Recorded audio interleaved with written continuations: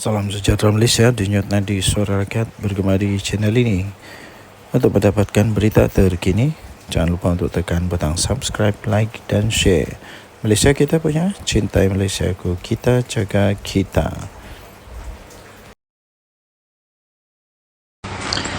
Salam sejahtera Malaysia, denyut nadi suara rakyat bergema di channel ini. Berita terkini yang menggemparkan. Persoalan sama ada jalani Khamis, iaitu adun UMNO yang telah keluar daripada UMNO dan telah masuk ke dalam PAS akan disaman sebanyak RM100 juta ringgit Malaysia. Berita terbaru ini daripada Sinar Premium bertarikh 22 Julai 2024, bertajuk saman RM100 juta ringgit Malaysia tidak ikat jalani sebagai adun. Berita penuh. Biarpun berhadapan dengan denda sebanyak 100 juta ringgit Malaysia akibat telah melompat parti daripada parti UMNO kepada parti PAS secara bersembunyi, senario itu tidak mempengaruhi status ataupun kedudukan politik oleh Datuk Muhammad Jalani Khamis, iaitu sebagai ahli Dewan Undangan Negeri atau dikenali sebagai adun untuk adun Rembia, pensyarah undang-undang dan polisi daripada Universiti ... Untuk mendapatkan berita lanjut tentang perkara ini, sila layari Sinar Premium. Terima kasih kerana telah membaca dan menyokong kewartawanan yang bebas dan eksklusif dan kritis ini. Untuk menikmati pelbagai keistimewaan termasuk pengalaman tanpa iklan dengan melanggan Sinar Premium, log masuk atau daftar akaun untuk membaca artikel ini.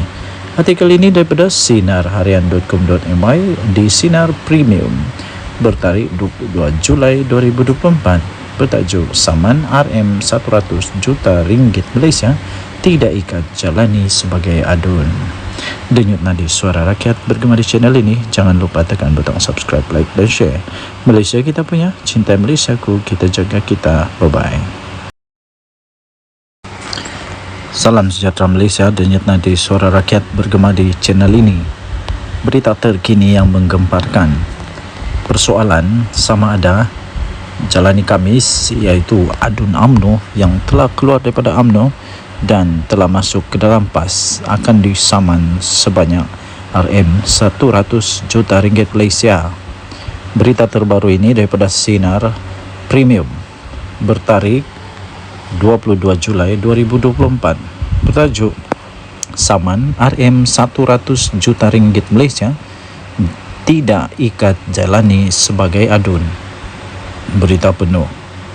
Biarpun berhadapan dengan denda sebanyak 100 juta ringgit Malaysia akibat telah melompat parti daripada parti UMNO kepada parti PAS secara bersembunyi, senario itu tidak mempengaruhi status ataupun kedudukan politik oleh Datuk Muhammad Jalani Khamis, iaitu sebagai ahli Dewan Undangan Negeri atau dikenali sebagai adun untuk adun Rembia, pensyarah undang-undang dan polisi daripada Universiti ...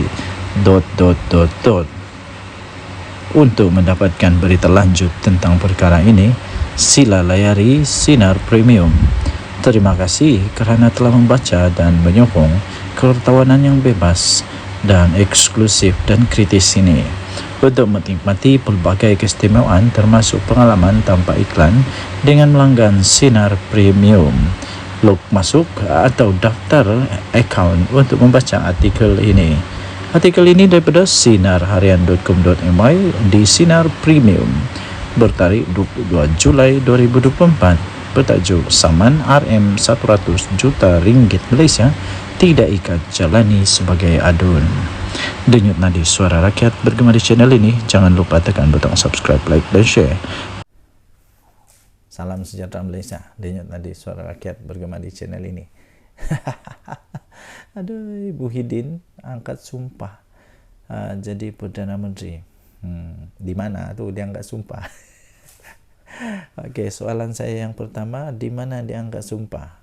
mungkin di Istana Kayangan, bukan di Malaysia toh, mungkin di negara Kayangan ataupun di negara pasir berdengung, di negara yang tak ada orang, mungkin di planet Pluto. Ada komen baru-baru ini yang saya baca lucu juga, dia kata dia angkat sumpah di tandas Istana Budaya. Di Istana Budaya. Betul, ramai betul orang suka tengok video yang bertajuk Muhyiddin angkat sumpah petang ini. Jadi tak apalah kalau kamu suka sangat dengan itu punya tajuk dan topik. Sekarang saya akan cakap topik, dan berulang-ulang saya akan cakap Muhyiddin jadi Perdana Menteri. Muhyiddin jadi Perdana Menteri walaupun dia tak cukup kerusi. Walaupun di dalam parti politik Malaysia dia antara kerusi yang paling sedikit, tapi dia tetap nak juga jadi Perdana Menteri. PAS pula belum tentu untuk mahu dia jadi Perdana Menteri, kerana PAS pun seperti yang kita tahu juga sudah pernah mengutarakan bahawa mereka pun ada calon Perdana Menteri sebenarnya. Okeylah, tak apalah, tidak apalah.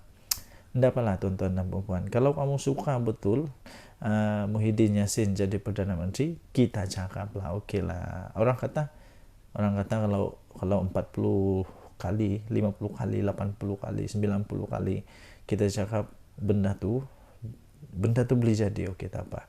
Kita cakap malam ini 200 kali lah kita cakap. 200 kali kita cakap Muhyiddin Yassin jadi Perdana Menteri besok pukul 2 petang dia angkat sumpah di planet Pluto. Di planet Pluto ataupun dia angkat sumpah di mana? Di negara pasir berdengung. Okey, sekali lagi, Muhyiddin Yassin angkat sumpah Perdana Menteri di negara yang tidak ada rakyat. Okey, sekali lagi kita isytiharkan. Saya dengan ini mengisytiharkan Perdana Menteri yang baru untuk negara pasir berdengung adalah Muhyiddin Yassin.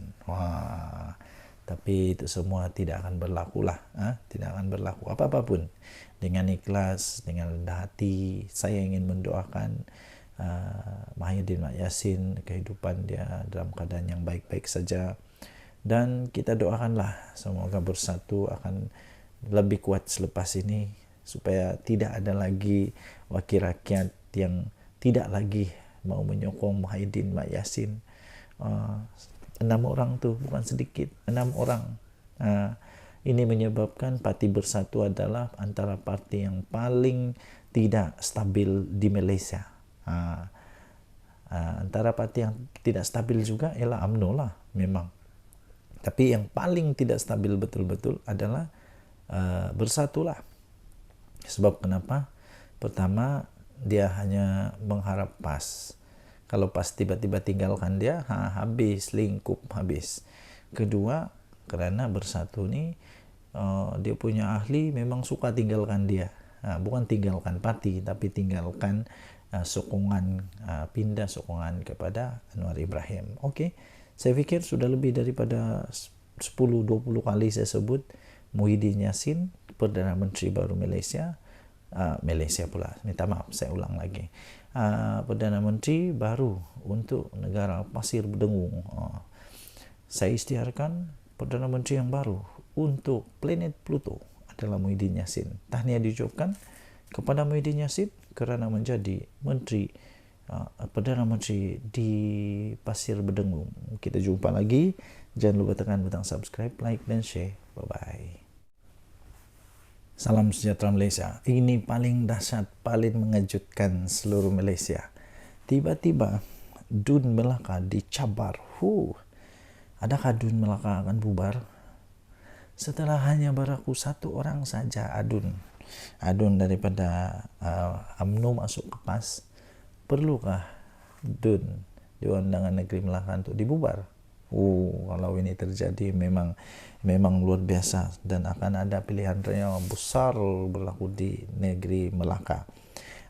Tak guna berkokok, Adun Sungai Udang cabar Ketua Menteri untuk segera bubar Dun Melaka. Wow, setujukah Anda? Saya tidak setuju. Takkanlah hanya seorang saja yang perlu dibubar. Adun Sungai Udang ni pula memang hebat betul lah. Adun Sungai Udang, Dr. Muhammad Alif Yusof mencabar Ketua Menteri Melaka Abdul Rauf Yusof untuk membubarkan Dewan Undangan Negeri DUN.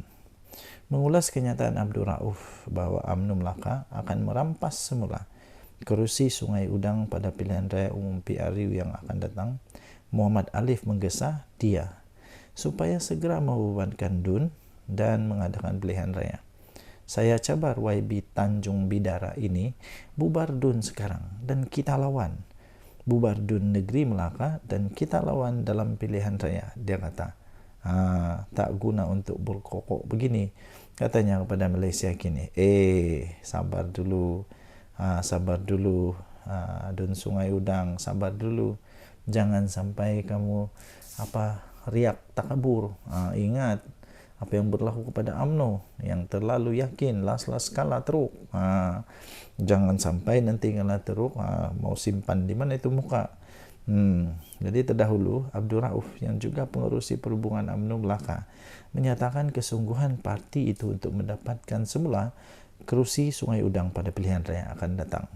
Dia menyorot kejayaan sebelum ini di 3 lagi kawasan di Dewan Parlimen Tangga Batu, iaitu Kelebang, Paya Rumput dan Pantai Kundor, walaupun tewas di Sungai Udang.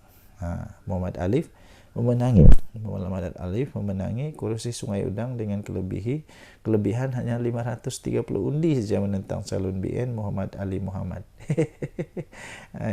Aku ingatkan Dr. Muhammad Alif ni. Aku ingatkan Dr. Muhammad Alif ni banyaklah sangat dia punya majoriti. Rupanya majoriti dia 530 je pun. Tak kuat mana pun. Nak takabur pun tak payahlah lebih-lebih. Takkanlah satu saja pun sudah perlu untuk bubar.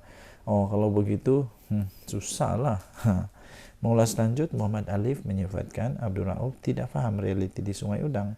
Dia berkata ia boleh menjejaskan prospek UMNO. Bukan saja di Sungai Udang tetapi juga di 3 kerusi lain.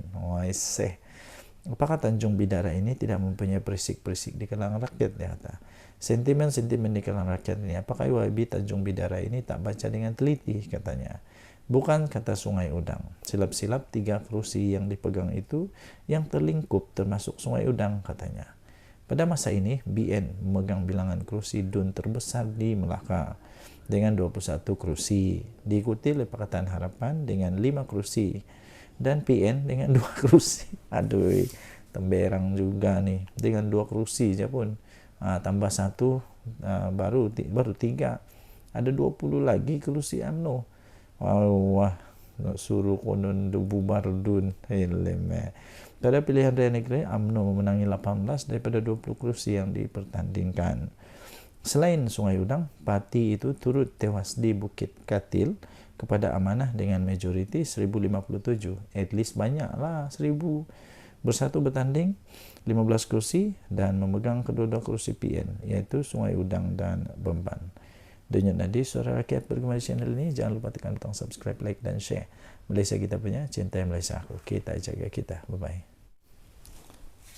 Salam sejahtera Malaysia. Denyut nadi Suara Rakyat bergema di channel ini. Nampaknya Mahyadin Mak Yassin semakin risau, semakin takut kalau dia kalah di mahkamah kena saman fitnah dan sebagainya. Terbaru akhirnya Mahyadin Mak Yassin tampil dan memberikan pengakuan yang cukup hebat, bermakna. Hebat ini. Muhyiddin kata, saya tidak berniat memfitnah sesiapa. Tidak berniat. Orang tidak berniat ini adalah orang yang macam mana, tapi kalau sampai disebut berkali-kali tidak pasti berniat ke tidak. Tan Sri Mahyadin Mak Yassin menafikan telah membuat fitnah terhadap bekas Menteri Keuangan Lim Guan Eng ketika beliau mengeluarkan kenyataan media berhubung isu pembatalan percukaian, pengecualian cukai kepada Yayasan Al-Bukhari. Habis kalau kenyataan media pula tanpa niat, mungkinlah kan.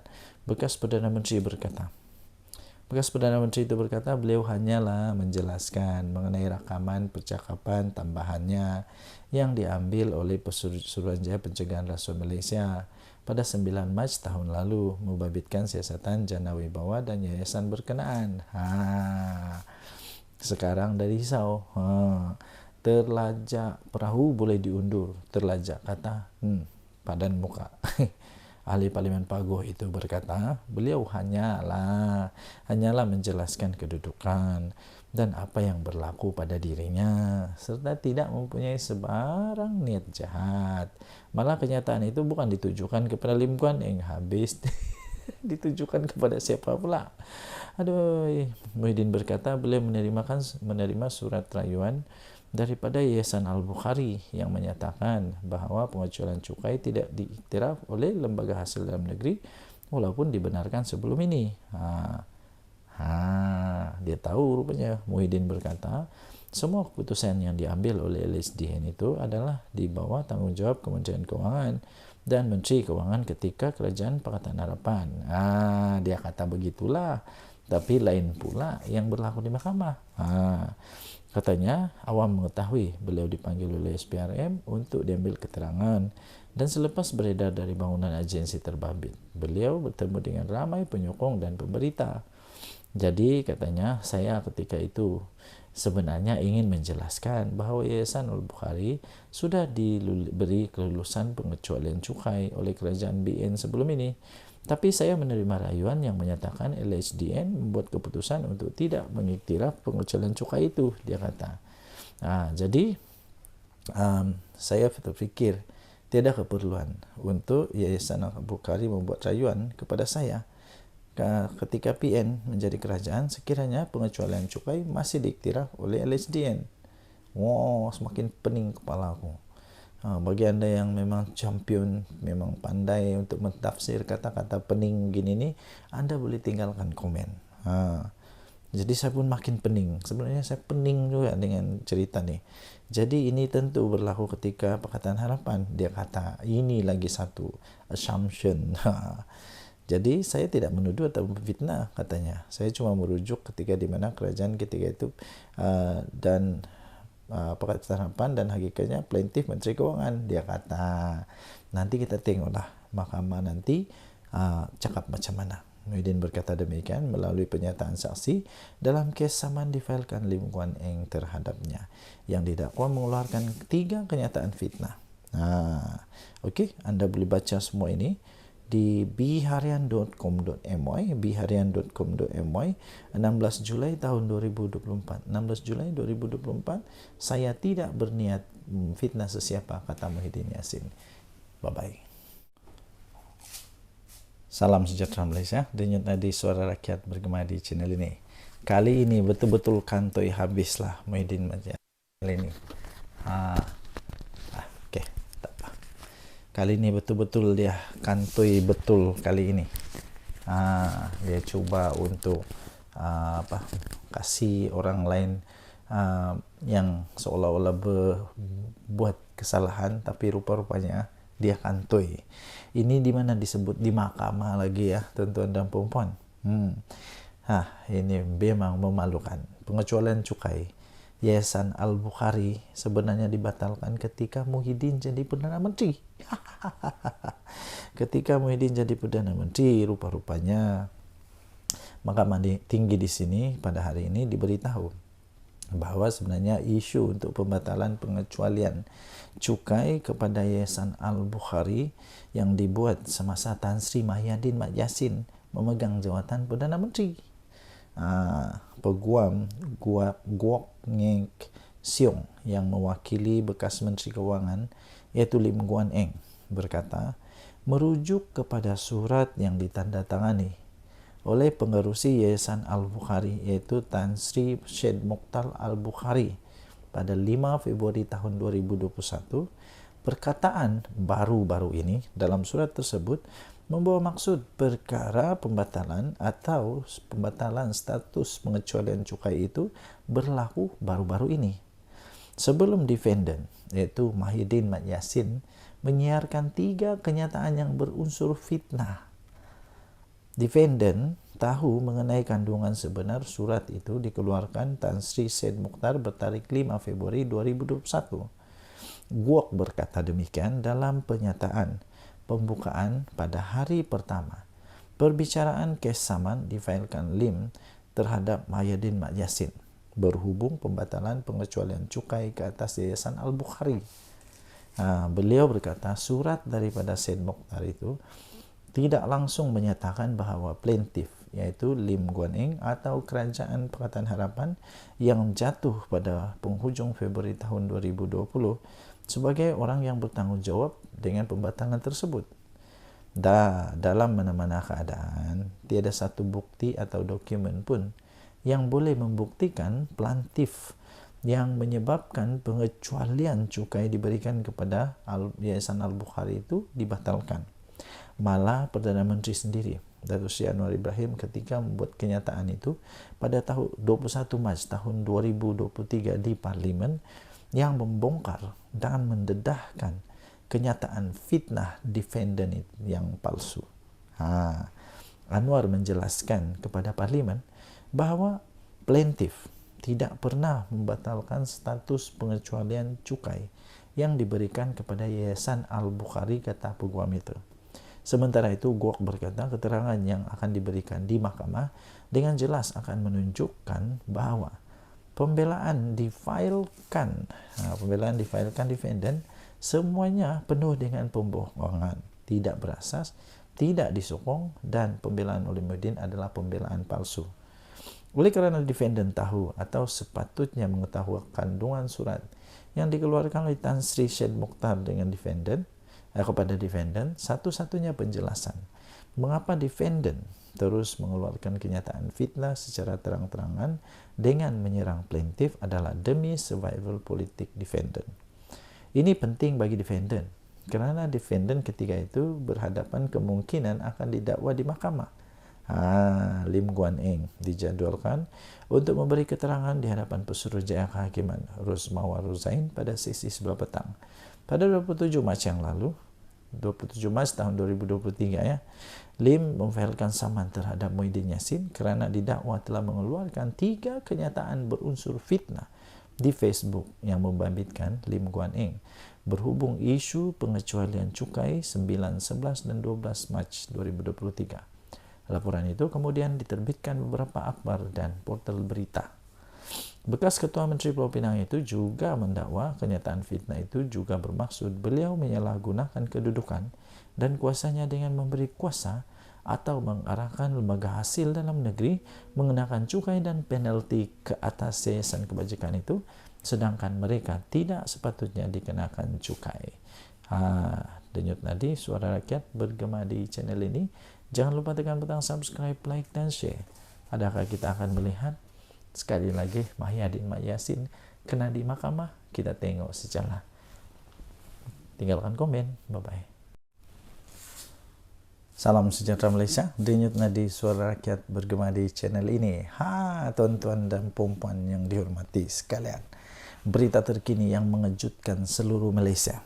Pastinya ada seorang adun, bekas adun daripada UMNO, kini memang sudah mengubah haluan, menukar haluan kepada PAS. Tahniahlah kepada PAS. Adakah ini menunjukkan, menandakan bahawa betul, adakah ini betul kabar angin bahawa menyatakan bahawa akan ada lagi daripada UMNO yang akan keluar daripada sokongan kepada Zahid Hamidi dan menyertai Perikatan Nasional? Betulkah selama ini ada kononnya orang-orang 15, 14, 10 ahli MP ke adun daripada UMNO yang bakal masuk kepada Perikatan Nasional? Terbaru, Jalani Khamis sah jadi ahli PAS. Ahli Dewan Undangan Negeri Adun Rembia Muhammad Jalani Khamis sah menjadi ahli PAS. Penyertaan bekas wakil rakyat UMNO itu telah diumumkan sendiri oleh Setiausaha Agung PAS Datuk Seri Taqiyuddin Hasan di Parlimen pada hari ini. Kemudian Taqiyuddin berkata, keputusan Jailani untuk memasuki PAS tidak akan menjejaskan kedudukan Adun terbabit kerana Dewan Undangan Negeri Melaka belum lagi menguatkuasakan undang-undang anti lompat parti.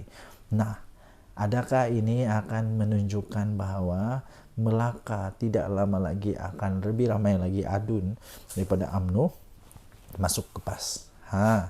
Adakah 10 orang, 7 orang atau berurang-urang Adun daripada UMNO yang bakal lompat kepada PAS? Kita tunggu sajalah.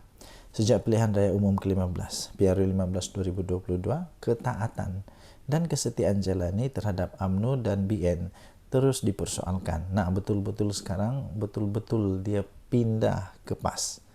Dia menyertai perarakan pada proses penamaan calon PAS Parlimen Ketereh di Kelantan. Beliau juga hadir pada majlis pengumuman calon Perikatan Nasional PN bagi pilihan raya kecil Parlimen Pulai dan Dewan Undangan Negeri Dun Simpang Jeram di Bakri Johor. Namun ketika itu Jailani memberi alasan bahawa kehadirannya di majlis itu bukan atas kapasiti sebagai Adun UMNO. Sebaliknya, Jailani berkata dia mewakili pertubuhan bukan kerajaan NGO iaitu Muafakat Nasional yang diterajui oleh bekas Setiausaha Agung BN sendiri Tan Sri Anwar Musa.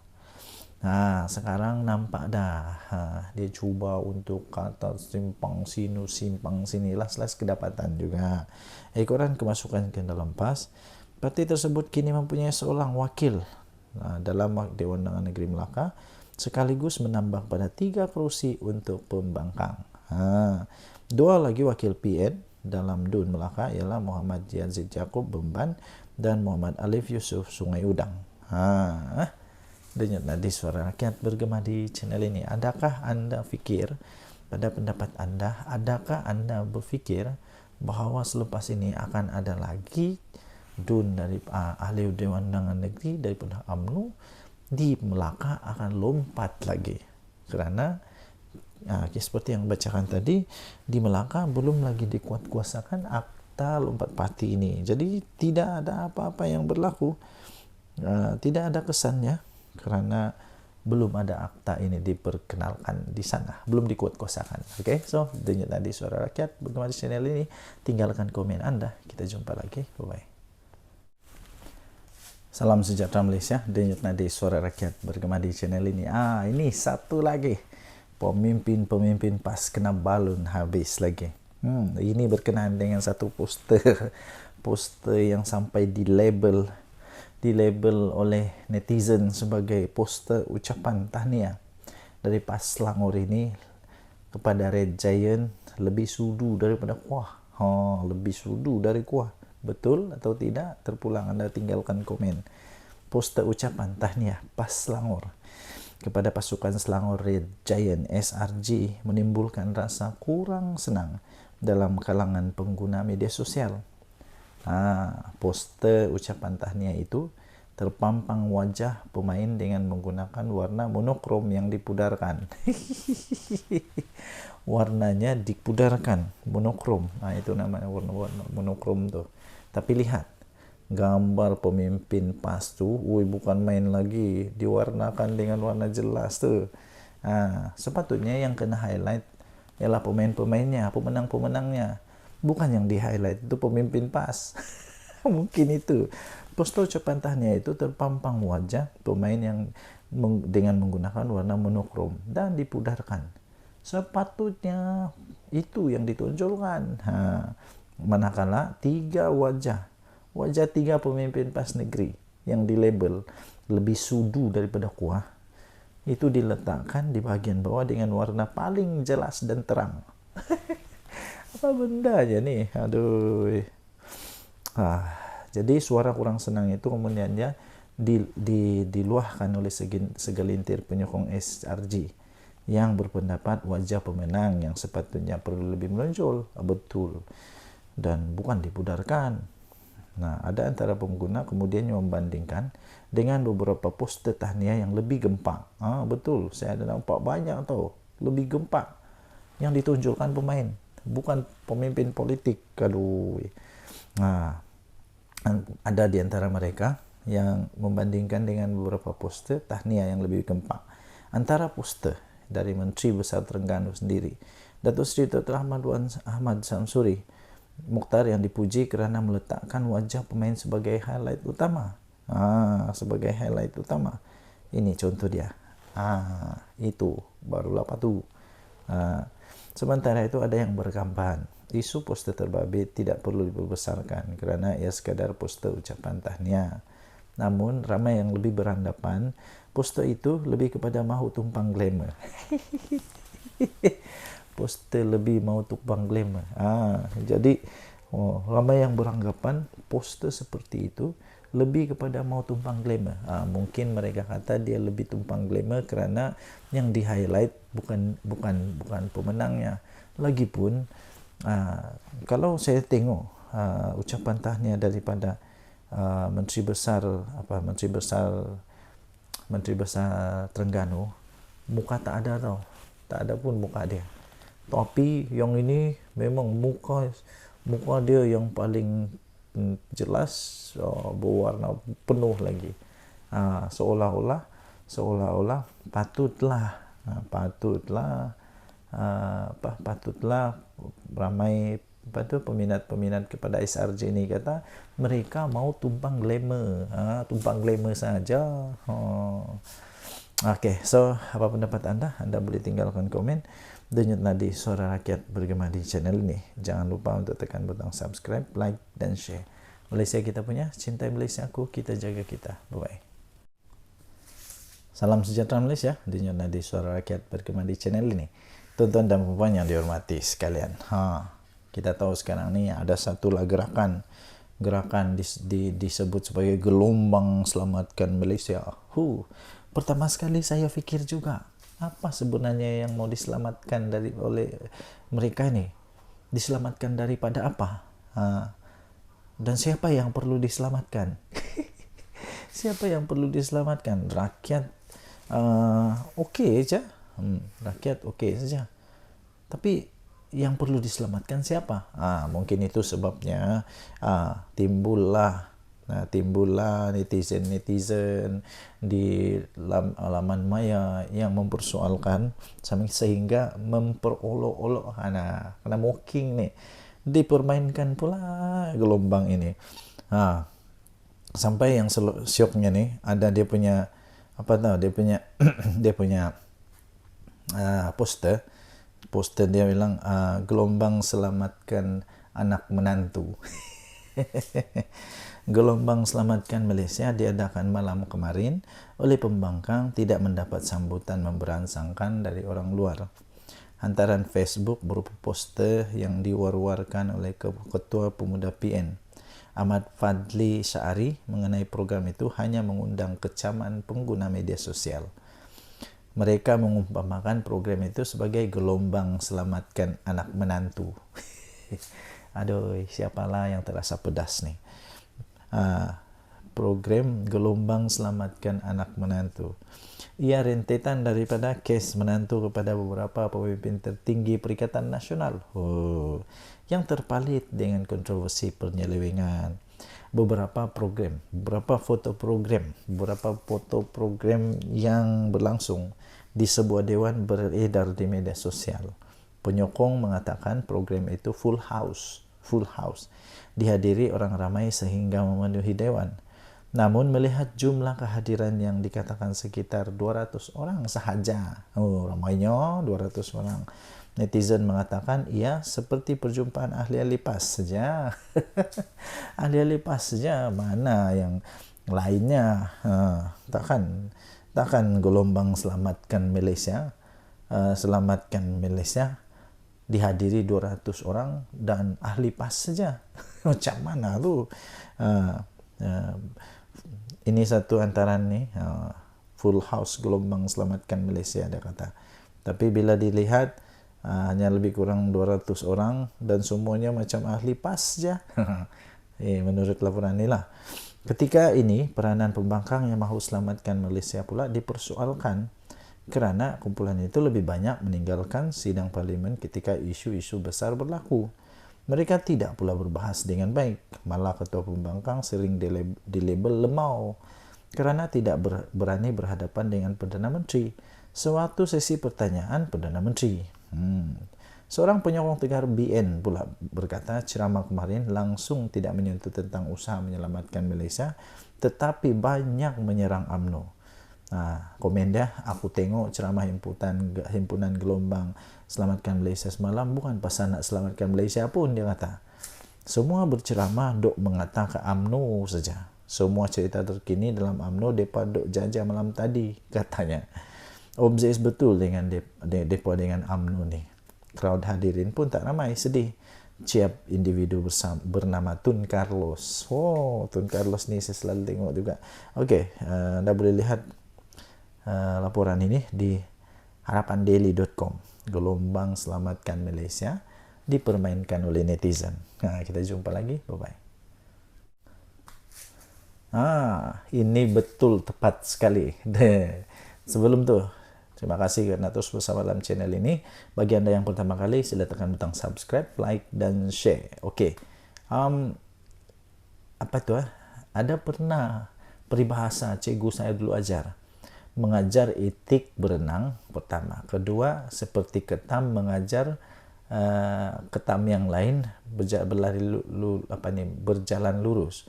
Dan paling teruk sebenarnya ialah ada satu istilah cermin rosak. Cermin rosak ni begini. Dia cuba nasihatkan orang lain tapi dia itu lebih teruk. Ada lagi satu. Dia suka sangat menyibuk tentang orang lain. Dia boleh nampak selumbar dekat mata orang lain tapi kayu balak di mata sendiri dia tak sedar tahu. Malu tak malu tak pastilah. Saya pun tidak pasti. Inilah yang mungkin terjadi kepada Wan Faisal. Wan Faisal yang cuba sembang. Sembang konon nak jadikan KLIA world class. Siap bagi nasihat, tunjuk buku lah. Buku ni Sim Kibon ni. Dia tunjuk ni. KLA supaya KLIA jadi world class. Banyaklah dia. Tapi dia tidak ingat. Sepatutnya kasih nasihat dulu kerajaan di mana-mana yang berlaku lah. Tapi yang dalam kes ini disebut di sini KLIA world class. Tapi stesen bas KB macam bengkel saja. Apa hal? Ada gambar tu tahu. Ahli Parlimen Macang, Wan Ahmad Faisal, Wan Ahmad Kamal, menjadi bahan sindiran ramai selepas beliau cubalah mengajar kerajaan sekarang ini bagaimana untuk menjadikan lapangan terbang antarabangsa KLIA bertaraf dunia. Bertaraf dunia. Tapi dia lupa. Beliau ketika sidang Dewan Rakyat baru-baru ini membawa buku biografi mendiang Sim Kibon. Bapa kepada kejayaan lapangan terbang Changi, meminta kerajaan belajar daripada usaha mendiang. Katanya resepi untuk menjayakan lapangan terbang terkenal itu bukan di atas tangan GIP atau Black Rock. Yalah, betul lah. Tapi menggunakan pengalaman dan kepakaran sendiri. Saranan itu ibarat menyerang diri sendiri pula. Malu. Apabila ramai terus mempersoalkan apalah yang sudah dia lakukan untuk membangun stesen bas di Kota Baru. Tempat sendiri. Terminal bas sementara itu sehingga kini masih digunakan walaupun kekurangan pelbagai kemudahan menyebabkan lokasi tersebut dianggap antara lokasi pengangkutan awam yang ketinggalan zaman. Atas sebab itu atas sebab itu ramailah menyarankan agar Wan Faisal ni menaik taraf dulu. Kasih naik taraf dulu stesen bas KB sebelum berani untuk mengajar kerajaan naik taraf KLIA. Antara komen yang syok saya baca ni. Sebelum Wan Faisal nak cuba ajar hendak jadikan KLIA world class, apa kata kau usahakan dulu stesen bas Kota Baru supaya ada rupa bas stesen bas. Kemudian baru cerita teori kau di parlimen. Kemudian ada lagi orang bincang masalah MAHB, dia bincang masalah stesen bas. Ya, kemudian dibalas pula semula oleh pengguna X. Ya, tersebut dengan ringkasan paling mudah untuk difahami. Wan Faisal ceritanya macam ini. Kalau stesen bas yang mudah macam ini pun kamu tak reti nak urus, bagaimana kami nak percaya kamu boleh uruskan airport pula? Betul. Kalau stesen bas pun tidak dapat diurus, tak reti nak urus stesen bas yang kecil itu tak dapat nak urus, ini janganlah cuba-cuba untuk urus airport pula. Perkara itu kemudiannya disokong oleh ramai kerana bagi mereka pemimpin sepatutnya membuktikan kemampuan mereka dengan menggunakan stesen bas KB yang dengan membangunkan stesen bas KB yang berbelas tahun ketinggalan. Apa kata Wan Faisal? Hadam dululah komen-komen netizen ini, barulah cuba-cuba untuk ajar kerajaan. Okay, kita jumpa lagi, bye bye. Salam sejahtera Malaysia. Mahyudin Mat Yassin, memang kali ini dia termakan dengan senjata sendiri, dengan senjata makan tuan lah, kena sendiri kali ini. Apa tidaknya dia antara orang yang paling kuat menentang, tapi kali ini dia sendiri dapat masalah dengan penentangan yang dia buat tu. Harapnya kali ini Muhyiddin Yassin dan Bersatu, Muhyiddin Yassin dan Bersatu fahamlah. Harapnya mereka dah faham. Mereka dah faham kenapa Akta Lompat Parti diperlukan. Dulu waktu dibentangkan oleh Menteri Undang-Undang, siapa yang bangkang dulu, siapa yang borak bangkang betul-betul. Sebab waktu itu banyak sangat berita-berita kabar angin bertiup, kononnya ahli UMNO nak lompat bersatu dan macam-macam lagi. Syok lah waktu itu, seronok lah. Sekarang dah kena lubang hidung sendiri. Apa rasa oren? Ini ada satu artikel daripada Harapan Daily. Harapnya Muhyiddin Bersatu dah faham kenapa Akta Lompat Parti diperlukan. Selepas insiden 6 ahli parlimen ini, Muhyiddin dan Bersatu diharapkanlah supaya mereka dah fahamlah kenapa anti lompat parti ini, akta ini diperlukan. Baguslah ahli parlimen PN dan Bersatu dah mula berhujah di parlimen bencana akibat budaya ini. Kelompangan yang wujud dalam akta itu hasil daripada cadangan Mahyudin sendiri. Muhyiddin Yassin dulu sendiri cadangan. Eloklah ditutup semula, dipindah dan diperkemas. Kerajaan Madani pula bersetuju untuk melakukannya. Tak ada masalah. Tak perlu lagi diungkit apa yang berlaku sebelum akta ini digubal. Lupakanlah sejarah silam yang semua pasti ada kisahnya. Semua parti mesti ada kisah-kisah sejarah silam. Lupakanlah. Akta Lompat Parti 2022 sebenarnya telah pun memulakan lembaran baru untuk kestabilan politik Malaysia yang kita perlukan untuk tingkatkan daya saing negara. Cukuplah insiden seperti langkah Sheraton dan tebuk atap yang menjahanamkan ekonomi negara dan sebabkan kebencian mendalam rakyat terhadap ahli politik. Berpolitik menukar kerajaan buat 5 tahun sekali, sudahlah, cukuplah. Berpuluh-puluh juta ringgit wang negara yang nak dibelanja untuk 6 PRK ini boleh dialihkan untuk bantu rakyat. 6 PRK yang nak dicetuskan ini hanya memenuhi ego pemimpin-pemimpin politik dan bukan isi kekosongan akibat daripada kematian wakil rakyat. Ini lebih pada sabotaj ekonomi dengan mengganggu kestabilan politik negara pada waktu pelabur mencurah-curah masuk ketika ini, apatah lagi rating kita dah semakin naik. Kata ringkas tapi betul cukup bermakna. Saya setuju nih. Cukuplah, sudahlah. Harapnya selepas ni Muhyiddin Yassin dan Bersatu fahamlah. Hidup ini macam roda. Kadang-kadang kau di atas, kau tidak mau yakin sangat.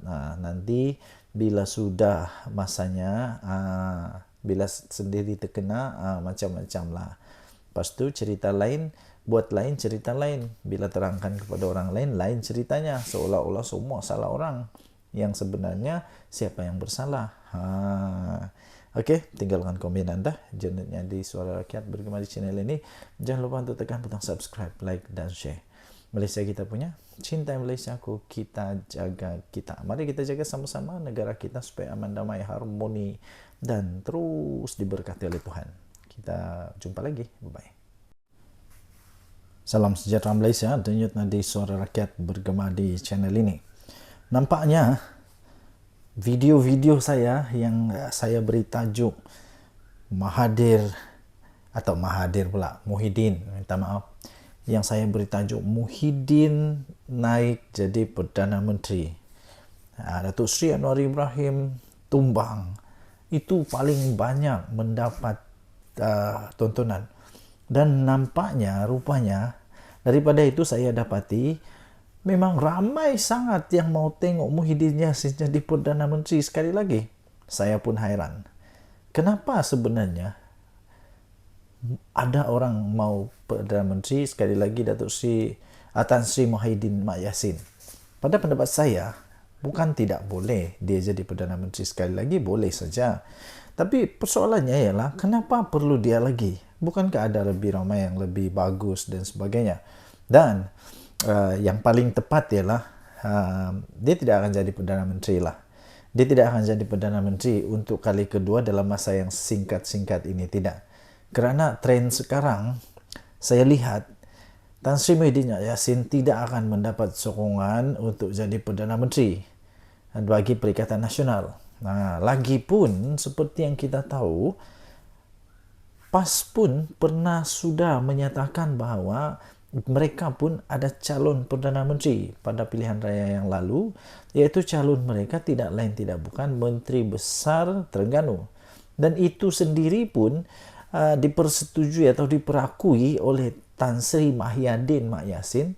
Dia juga memperakui bahawa Dr. Sam itu, iaitu Menteri Besar Terengganu itu, memang mempunyai kualiti, memang mempunyai kelayakan untuk jadi Perdana Menteri. Habis kalau sudah begitu, mahukah PAS membiarkan begitu saja jawatan Perdana Menteri jatuh kepada Bersatu yang tak kuat mana sekarang ini, yang ramai orang kata Bersatu sekarang ini hanya berharap kepada kekuatan daripada PAS. Yang ramai orang kata Bersatu ni hanya melukut di tepi gantang, hanya mengharapkan kekuatan daripada PAS. Kalau ada pilihan raya pun, kemenangan-kemenangan daripada Bersatu itu pun hanya kerana ihsan, bantuan, kerjasama dengan PAS. Cuba kalau tidak ada PAS, boleh menangkah Bersatu? Dan lagi, saya fikir Tan Sri Muhyiddin Yassin sepatutnya memberikan peluang lah kepada yang lain. Walaupun dia secara tradisinya memanglah semua yang menjadi presiden atau bukan presiden, pengerusi kepada satu gabungan parti politik itu, Perikatan Nasional, contohnya ialah Muhyiddin Yassin. Secara tradisi, pengerusi itulah yang jadi calon Perdana Menteri. Tapi persoalannya, mahukah lagi PAS Muhyiddin Yassin jadi Perdana Menteri, yang menyebabkan PAS hanya sekejap saja berada dalam kerajaan. Sekejap saja dalam kerajaan, lepas itu tumbang. Tumbang kerana nampaknya Muhyiddin Yassin didakwa telah pun gagal menjalankan tanggungjawabnya sebagai Perdana Menteri. Mahukah kita Perdana Menteri kita sekali lagi yang tidak pun pandai bercakap secara live, yang mahu dirakam dulu, takut untuk live, takut untuk jawab wartawan? Mahukah begitu? Itu soalan-soalan yang kita boleh pertanyakan. Apapun sebenarnya, kalau memang Muhyiddin Yassin jadi Perdana Menteri sekali lagi, itu bagus, tidak ada masalah. Yang penting pastikan kali ini kerajaan yang betul-betul nanti ni betul-betul yang bagus lah. Tidak ada lagi sakau menyakau sampai anak menantu yang lari ke luar negara tidak berani balik Malaysia. Jangan ada macam itu lagi. Berhentikanlah perkara-perkara begitu. Okey, Denyut Nadi Suara Rakyat bergema di channel ini. Jangan lupa tekan butang subscribe, like dan share. Bye-bye.